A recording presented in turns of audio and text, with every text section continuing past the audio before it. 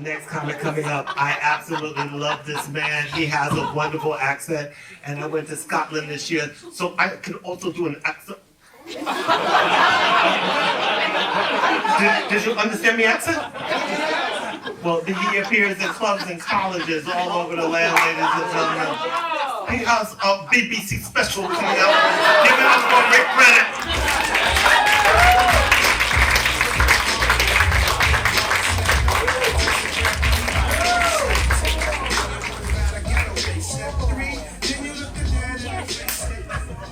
Good evening, good evening. Taking the piss out of my accent, that wasn't on the bill, I tell you.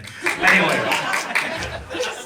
so I'm an older dad, had kids later in life, and the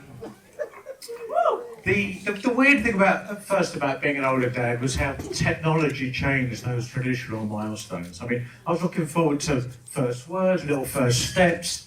In our house, it was more like, honey, Joey just texted his first words. LOL, bitch.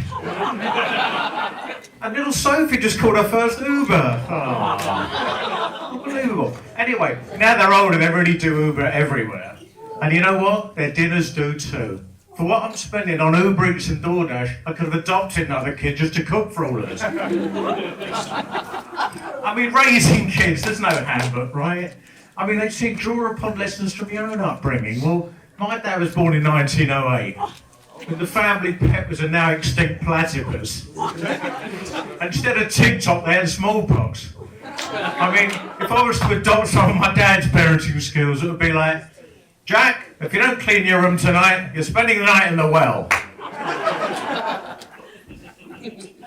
The other thing that really bugged me about being an older dad was the forced socialising with other parents, right? Those interminable birthday parties, like those never-ending delights. The jumbo pizza, the spilt drinks, the sticky tablecloths, and then there's, oh, hi, I'm Chloe's mum, you must be Jack's granddad. Fucking bitch. So before the next event, I just popped a couple of social gummies, and I breezed in, and I was like, there she is. Hey, you're rude and annoying, you must be Chloe's mum. Fuck off. So social gummies I do occasionally. Social media, not so much. I mean, I occasionally scroll through Facebook, but you just see all the happy stuff, right? White teeth, white fences. That's not real life. You know, I think there should be a rule.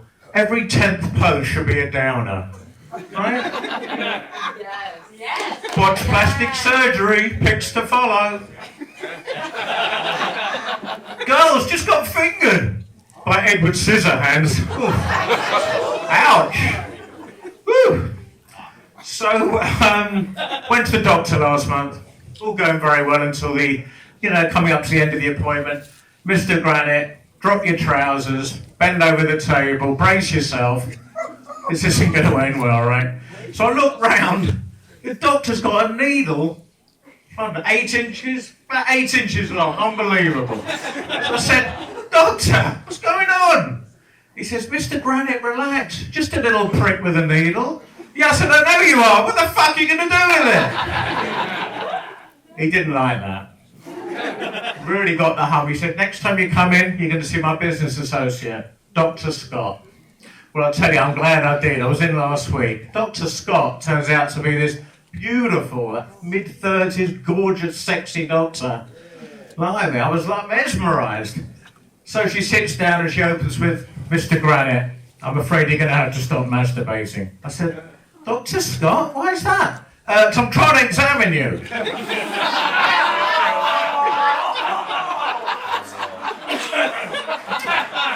Spoiler alert, I'm not from Hollywood. I'm from a place a few thousand miles east of here. It's called England, you might have heard of it. Look, we used to own you, with all respect, right? Thank you. So, the weird thing about being British, they don't like to complain. They don't want to offend anyone. I remember ordering a fish and chips at a new place, and this dish appears, like the fish floating in like an oily residue. The chips were burnt. They were almost black. I said, this should be, with apologies to Gladys Knight, you should call this dish fish and pips. Alright, bit late on that one. Or maybe just Grease, the sequel. Anyway, but of course, you know, over comes the waiter. You don't want to offend, he didn't cook it. So he's saying, "Hey, how's everything tasting tonight, sir?" And I said, "Fabulous. You know, Veronica, wasn't I just saying how wonderful this presentation is? The swimming oily fish, never seen it before." But I tell you, now I'm in the good old USA, where the customer is king. I don't have those problems. I get to the waiter early, tell him my preferences. I say, "I like my soup piping hot, my steak tartare, a smidge north of rare, and my champagne chill but not cold." And I'm like, "Sir, this is a Denny's." Right. So, got my red light, set's a little bit restricted, so I'll leave you with this little ditty. You know, the best thing about marrying late in life is, you know, it's going to last. You just can't run anywhere, you can't hide, you know, you're exhausted at that point. Just celebrating my 20th anniversary, my wife, my lovely wife. And so she's upstairs and she calls down and says, "Richard, come upstairs and make love to me." I said, "Oh my God, darling, I can't do both."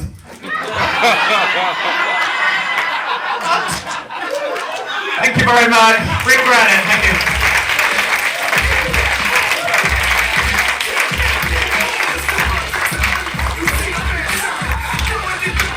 Ladies and gentlemen, give it up for Rick Granite.